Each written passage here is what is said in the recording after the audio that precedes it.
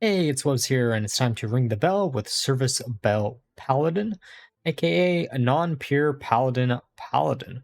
This deck actually abuses the fact that Service Bell discovers a class card from your deck, which means if you run a low number of class cards, you are guaranteed to draw into the cards that will allow you to do key combos, aka Invigorating Sermon, which buffs up all your minions within the deck, or even allows you to AoE board clear with a Lightforged Carriel to then start hand buffing your own cards in your hand. Because of the way this deck is actually built, you actually have 6 copies of Invigorating Sermon within your deck. Because Knight of Atonement can only draw into the sermons, you have the sermons themselves, and you have Service Bell. If you have to choose between a Knight of Atonement off of Service Bell and Sermon, you usually go for the Knight of Atonement. Unless you have nothing else to do on turn 4, then you just go for drawing into each of the sermons, because this way you don't actually have cards that have a dead battle cry when you play them. For the Mulligan guide of the deck, you are looking for one of the 3 cards that will get you into Invigorating Sermon, as mentioned before, or early game minions that will allow you to generate a board really quickly, such as Iron Deep Trog, Crooked Cook, Maze Guide, Ram Commander, Alliance Bannerman, or Snapdragon. All of these allow you to either buff up your minions within the deck or your hand, or allows you to get 2 minions for the price of 1 or even more than that. With that all being said, let's look at some games. Okay, time for a game against Mage. Alliance Bannerman is pretty good. Snapdragon's also pretty decent. Actually, let's just keep everything here. The Maze Guide is a little bit questionable. Oh, I guess we can get rid of the Snapdragon too. Service Bell is much better than having the Snapdragon in our hand for turn 3. Okay, so they're 40 HP. We're going to put down the Trog. It's a turn 1 play. Fast turn back. Then we do have the Maze Guide for turn 2.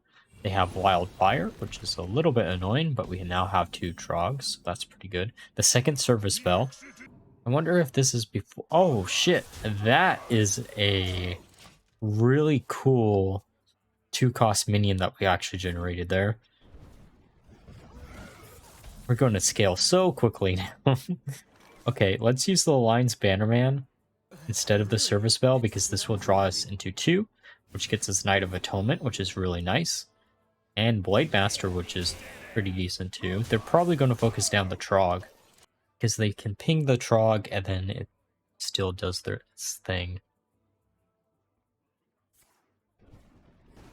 Knight of Atonement will actually draw us into both the sermons if we use it this turn. Let's use it like this. And then we have nothing else to do, so we might as well draw into Alliance Bannerman. Have all our Paladin cards in our hand. Would be nice to have some cheap Battlecry cards. Cold Case isn't going to do them much here. Okay, what did... Trog is not a cheap Battlecry. We can use one of the sermons. Put down the Trog after we kill one of their minions, and then just go face.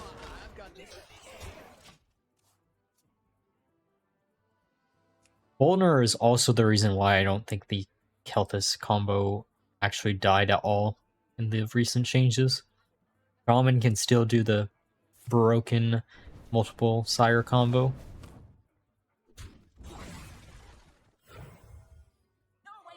Okay, they're going to gain some armor. How much armor? 1 armor, so it has to be Wildfire. We can use Alliance Bannerman. Draw a minion. Knight of Atonement. Okay. That draws us into another card, and that scales up a little bit more. We can use the Maze Guide. Doomsayer. Oh no. That is not something I wanted to see. That gets rid of our Bolnar, but... Oh, man... We can still put down the Knight of Atonement, because I think getting 2 more minions in hand is probably worth it. Sure, we're losing a 5-5, but we're buffing up everything in our hand by another 2-2.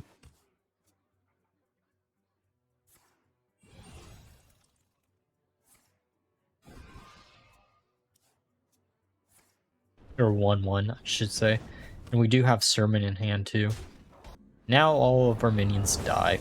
Okay, so we can use Sermon just to use it this turn. What do we want to put down now? We could put down the Twin Fin or the Crooked Cook. Crooked Cook is probably better in the long run just because it can draw us into more cards. And it is 6 damage on board. Unless they freeze it, then it's no damage on board. Man, that Mr. Smite is looking real nice right about now. Let's use Cariel. Just get that out of the way. Go face. Do 2 damage there. Hits our Crook. And all we need is 2 additional damage. Actually, no, we win the game next turn no matter what. I was going to say all we needed is an additional hit on Mr. Smite, but unless they steal our Mr. Smite here, which would be frustrating, I don't think they'll be able to. At least there's not going to be a high likelihood because everything in our hand is a different card. We have School Teacher as a duplicate. Okay, so they gave us a brand for our Twin Fin, which is a little bit annoying, but we still have lethal in hand. Behold, Mr. Smite. Oh, we didn't hit the right card. We almost did. Okay, time for a game against Priest. Okay, this opening hand doesn't look that bad. We are going to get rid of one of the Snapdragons just because of the fact that I don't want to see both yet.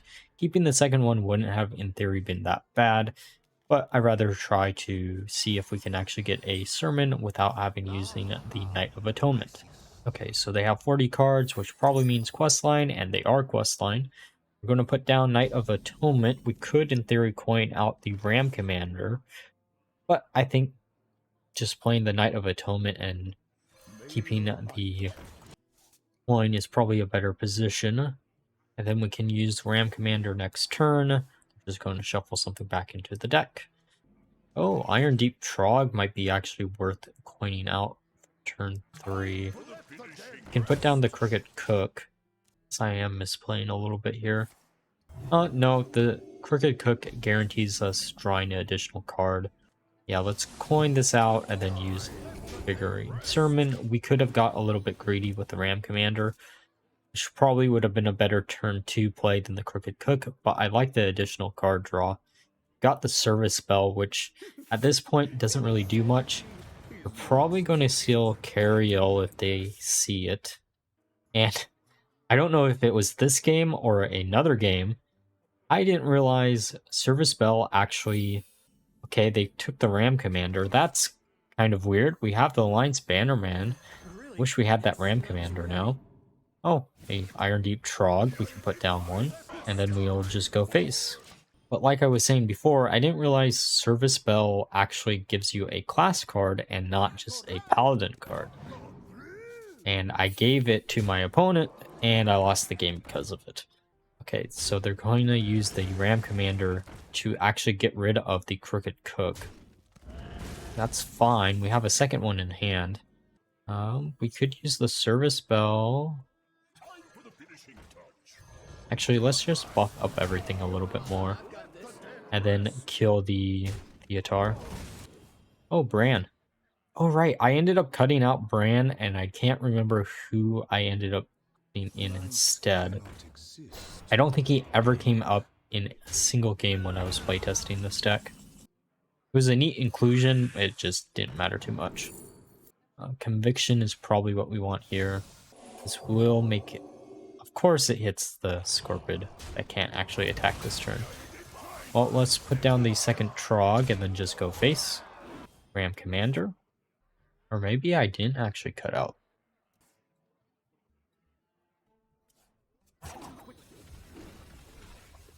So we're going to get an entire board. We do have Service Bell to actually just buff up everything next turn. And enough mana to do so. So we might actually just be able to win unless they can AoE board clear us. If they have Zyrilla, that might... Oh!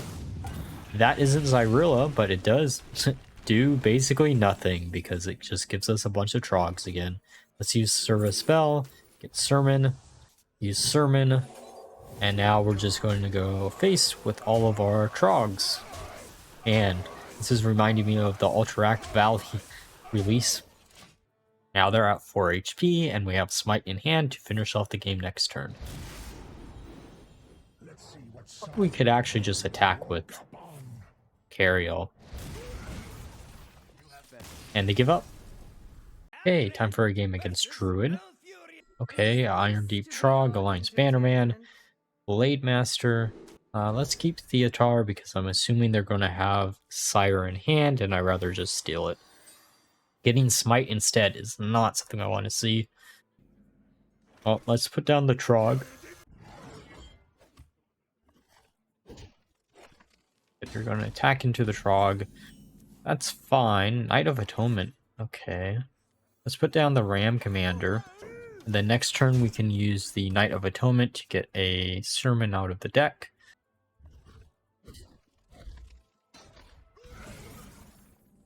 Alliance Bannerman. Okay, so we have 2 of those.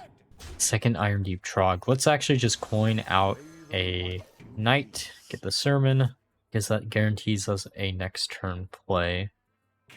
Widow Bloom doesn't really do anything.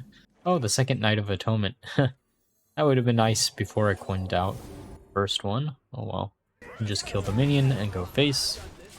I'm actually really curious of what they're actually playing. I'm assuming it's just Ramp Druid, but they bricked a little bit. Okay, now they probably have Sire in hand. Oh, Maze Guide. Let's draw another minion. That's a real cool one to draw into. We can put down the 2 Rams to get rid of the 1/1s. We're out-ramping the Ramp Druid, just in a different way than using mana. The highest cost card in their deck. Scale of Onyxia should... Okay, so... they have to have Sire in hand then. Use Knight, get Sermon, get down the Trog, and just go face. I probably should have tried to get the Sire out of the hand if they do actually have it. Or their token. They could just be pure token. That's actually kind of an interesting Druid deck. I don't know why you wouldn't be running Sire if you were running pure totem, but it is what it is, or token. Okay, so they're going to get a bunch of dragons. Doesn't really matters too much. If we can actually get the 1/1s off the board, we have Sire in hand to finish off the game. And voila, we win. Hey, time for a game against Hunter. I actually like everything in this hand. There is not a single card that I don't like here. Let's just keep it all. Because Ram Commander on turn 2 allows us to just have 2 1/1s in our hand that will get puffed up by Bannerman. And then there's the second Bannerman. Okay, they have Baddie Guest. We get our 1/1s.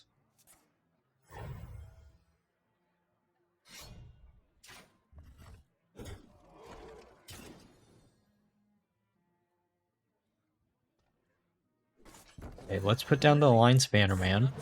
The 1 additional HP actually helped a little bit here. Again, I don't think the Bran actually came up a single time in testing, and I can't think of a card to replace him that fills a similar position. In theory, he is a real nice high roll, but still our Alliance Bannerman, they're thinking a lot. They're going to use Steady Shot. Oh, Sermon's a funny top deck, but I'd rather just use Bannerman. Getting the Knight of Atonement, we can put it down too. Getting the second Sermon in our hand. Man, our Rams are getting really, really big. Split 3/3, then they're just going to go face. We can use the Sermon number 1. Doesn't really matter the order that we're doing that in. Now we have a 5/2 on board. Amish Fool to draw or 1, I guess. Let's just use the second Sermon. What's the worst that can happen? We can kill the 3/5 and then just go face.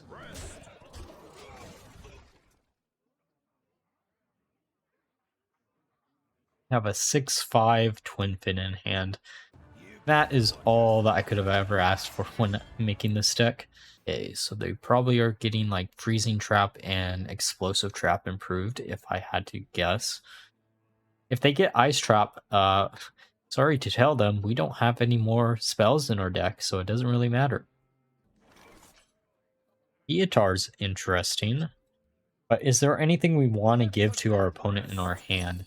I think the answer to that question is no. But we do want to eat something here. Let's see what we can get. Nom nom nom nom. Huntsman is actually a pretty good thing to eat.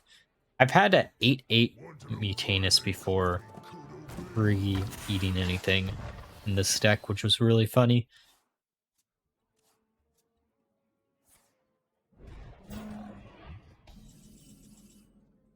Let's use a Twin Fin here, because I have a feeling that's going to be Ice Trap, and we can use the Twin Fin to bounce back the Twin Fin, which gives us another Twin Fin. Sure, it isn't buffed up when it bounces back, but we can just hit face. Let's use School Teacher. We have an 8/8, might as well. Ring of Courage is probably the best bet here, if they go wide. They Stag Charge, killing the 6/1. Wild Spirits. I don't think that's going to be enough here, my friend. Sure, you can kill the 3/3, but you have to kill the 8/8 and the... Oh, I guess you could kill the 8/8 pretty easily.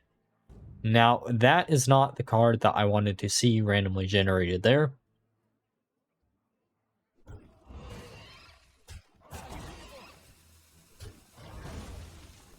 Okay, so they kill all of our minions besides Mutanus, but we have, luckily for us, a 10/10 Mistress Might in hand.